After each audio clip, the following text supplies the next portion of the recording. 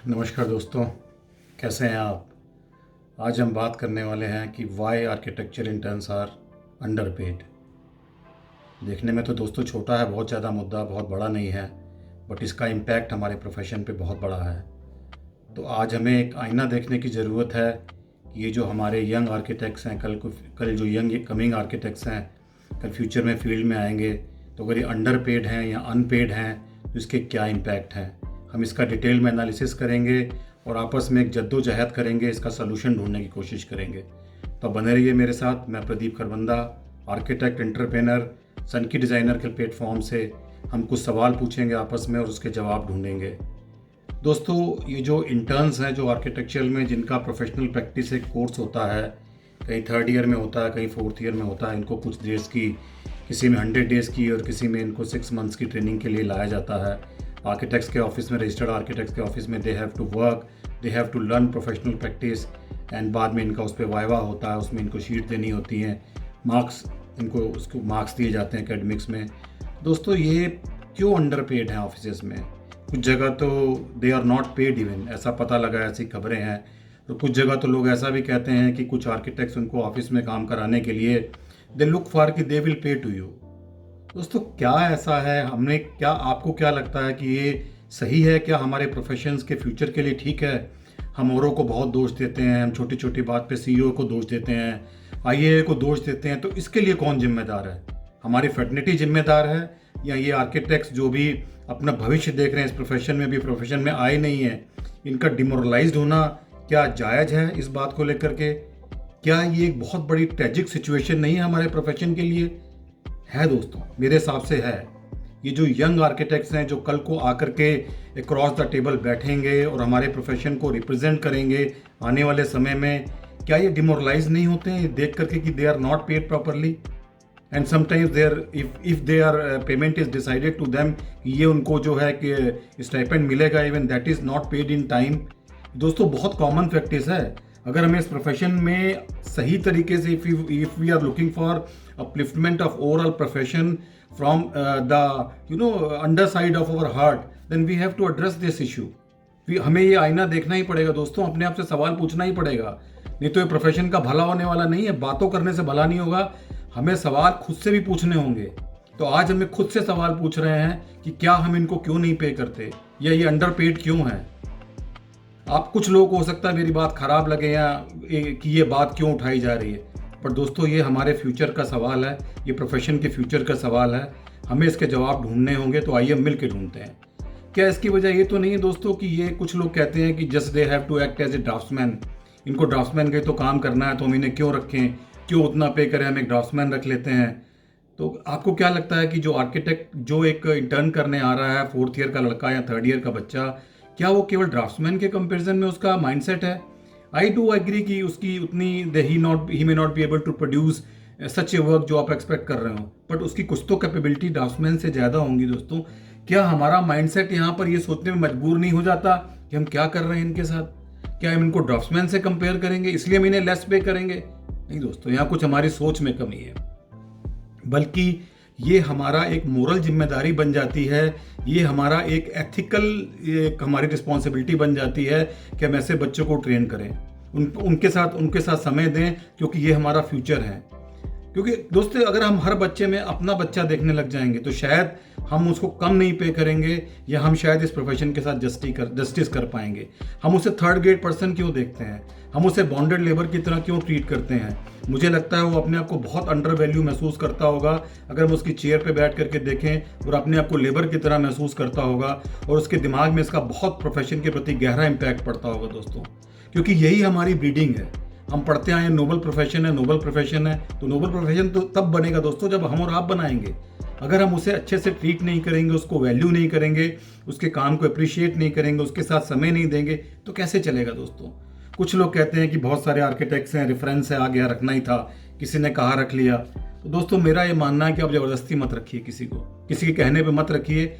आप रखिए तब जब उसको समय दे पाइए, जब आप उसको अपना इनपुट दे पाइए, क्योंकि उसके प्रोफेशनल प्रैक्टिस का दोस्तों पर्पस डिफीट हो जाता है। अगर आप उसे समय नहीं देते हैं, उसको आप कुछ सिखाते नहीं हैं, तो what is the purpose of professional practice.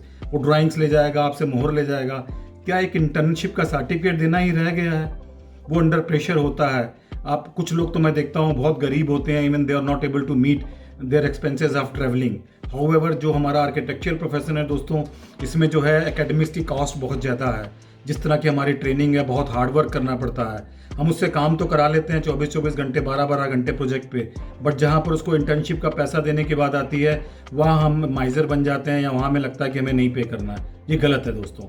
हमें लगता है दोस्तों कि यहाँ हमें देखना पड़ेगा, सोचना पड़ेगा, और हमें जो है यहाँ पर अपने काम के साथ जस्टिस करना पड़ेगा।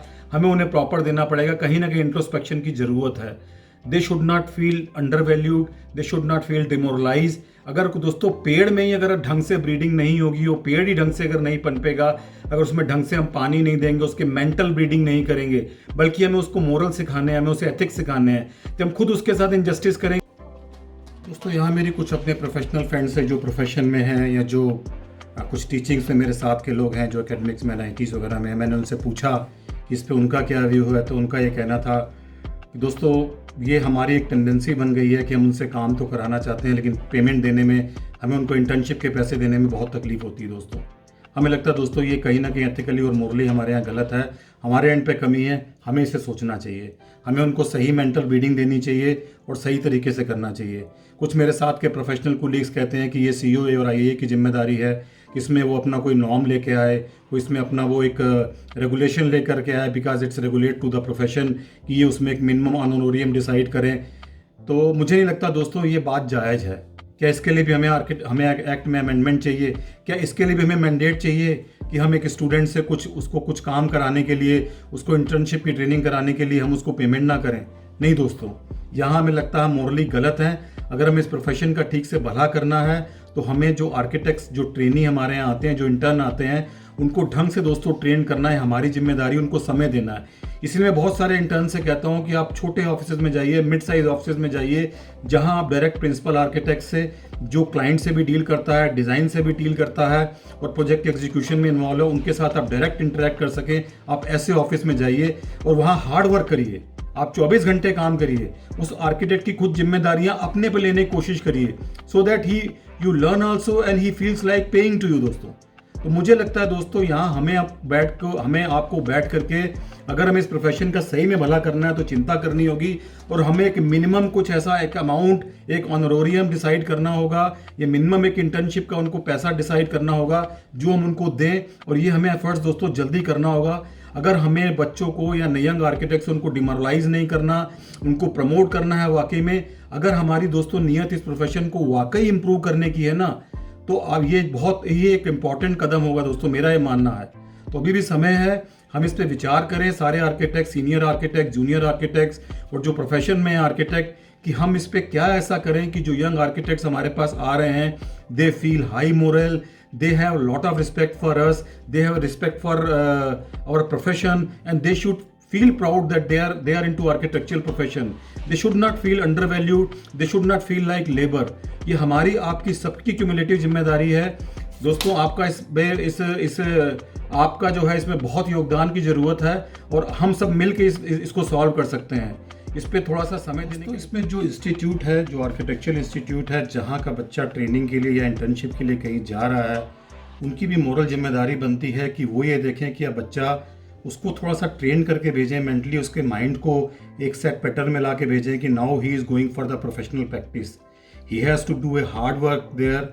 मैं बहुत सारे बच्चों को देखा है कि दे आर आफ्टर दैट कि उनको सर्टिफिकेट मिल जाए, just they try to pass time as a formality. तो मुझे लगता है दोस्तों, अगर वो during academics if they undergo training very thoroughly, it will be very helpful to them. और मुझे लगता है कि जो वो शीट्स लेकर के आए, जो प्रोफेशनल वर्क लेकर के ऑफिस में लेकर के आए ड्यूरिंग वाइवा वाइज या during their exam, they should be dealt very properly. उनको उसमें बहुत सारी क्वेश्चनिंग करनी चाहिए, and so that the students they should be serious about their training, they should take it very seriously. जो ये internship होती है ना दोस्तों, ये एक मिक्सिंग होती है practical knowledge along with academics. क्योंकि मेरा ये मानना है कि आर्किटेक्चरल के जो हमारी एजुकेशन सिस्टम है उसका बहुत बड़ा फ्लॉ है कि इसमें मुझे लगता है कि बहुत सारे सब्जेक्ट्स की ट्रेनिंग साइड पे होनी चाहिए। अगर हम फाउंडेशन पढ़ाते हैं तो foundation students is not able to see, they should able to see it at the side. अगर हम कोई ऑडिटोरियम डिजाइन कर रहे हैं तो उसकी भी एक ऑडिटोरियम उनको जाके देखने चाहिए। ऐसा होता है, बट उसकी जो है we have to increase the percentage of going to the field, क्योंकि हमारा प्रोफेशन जो है ऑब्जर्वेशन का बहुत प्रोफेशन है। We observe everything. जैसे डॉक्टर का कहते हैं कि डॉक्टर वही अच्छा होता है कि जिसका डायग्नोसिस बहुत अच्छा होता है, only he can treat his patients very well. Similarly मेरा ये मानना दोस्तों कि आर्किटेक्चरल प्रोफेशन में if you are a good observer you will learn a lot. आपको हर चीज़ को ऑब्जर्व करनी, you have to learn from everything. तो जो इंस्टीट्यूशंस हैं, जो आर्किटेक्चरल इंस्टीट्यूशन हैं, मेरी उनसे भी रिक्वेस्ट है, उनके हेड से, कि वो अपने जो बच्चों को ट्रेनिंग के लिए भेज रहे हैं उनको माइंड को ट्रेन करिए। They have to work hard. बच्चों को जाके परफॉर्म करना है, उन सिंसियरली ट्रेनिंग करनी है, और they have to come with a different mindset. आप उनसे वही क्वेश्चंस पूछिए, वाइवा में वही चीज़ें पूछिए जिससे कि लगे कि वाकई he has undergone his internship very sincere. अगर दोस्तों आपको लगता है कि ये वीडियो हम लोग को एक आर्किटेक्ट्स को एक आईना दिखाती है, इंट्रोस्पेक्शन करने के लिए मजबूर करती है, और ये कहीं ना कहीं हमारी अंतरात्मा को सेंसिटाइज करती है कि हमें जो स्टूडेंट्स हैं, जो ट्रेनी हैं, जो इंटर्न्स करने हमारे पास आए हैं, उन्हें कैसे रखना है, उनसे कैसे बिहेव करना है, उनको इम्पोर्टेंस देना है, और हमें एक मजबूर करती है कि हम इस पर कुछ आज सोचें सो दैट कल लेट ना हो जाए। तो आप इस वीडियो को लाइक करिए, शेयर करिए, इस चैनल को सब्सक्राइब करिए, क्योंकि मेरा एक ही ऑब्जेक्टिव है कि इस प्रोफेशन को एम्पावर करें और हम सब आप एक दूसरे को स्ट्रेंथन करें। Thank you very much.